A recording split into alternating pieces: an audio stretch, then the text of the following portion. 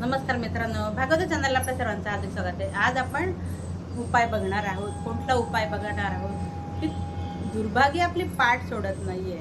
नेहमी आपल्याला अपयश येतं, आपल्याला असं वाटतं की आता जीवनामध्ये काहीच करू नये। कारण काय की अपयश पाठ सोडत नाही, तसंच सुख समृद्धी नाही, घरामध्ये कुटुंबामध्ये एकता नाही, एकमेकांचे विचार जमत नाही, आर्थिक उत्पन्नाचं स्रोत खूप कमी आहे आणि पैसा खूप कमी येतो। समजा पैसा जास्त आला तर तो टिकत नाही। अशा वेळेला काय उपाय करायचा? आता गोमाता जी आहे त्या गोमातेला आपल्या भारतीय संस्कृतीमध्ये अनन्यसाधारण असं महत्त्व आहे। 33 कोटी देवता जिच्या पोटात आहे, अशा गोमातेची आपण पूजा नेहमी करतो।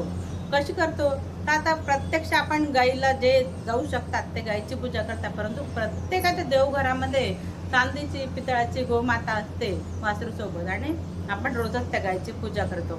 तसं आपल्या घरामध्ये सुद्धा महिला जेव्हा पोळ्या करतात तेव्हा पहिली पोळी आपण गाईसाठी करतो, हे सर्वांनाच माहिती आहे। आणि हा आपण गोमातेला इतकं महत्त्व देतो, म्हणजे आपली माता असल्यामुळे आपण तिला इतकं महत्त्व देतो। तर त्याच गोमातेचा उपाय आज आपल्याला करायचा आहे। तर काय करायचं आहे की गोमाता पूजा करायची आहे। त्यानंतर गोमातेचे जे शेपटीचे केस आहेत ते 2-3 केस घरी घेऊन यायचे।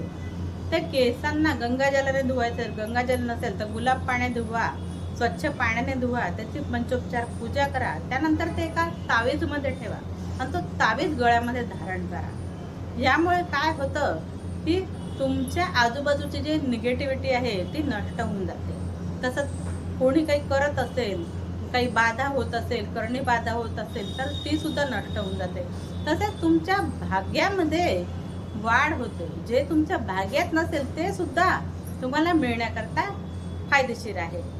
हा उपाय केल्याने आपल्याला गोमातेचाच आशीर्वाद प्राप्त होतोच, पण त्यासोबत 33 कोटी देवतांचा आशीर्वाद प्राप्त होतो, लक्ष्मी मातेचा आशीर्वाद प्राप्त होतो, आपल्या घरामध्ये सुख समृद्धीचं आगमन होतं। तसेच जे दुर्भाग्य असेल ते सौभाग्यामध्ये बदललं जातं।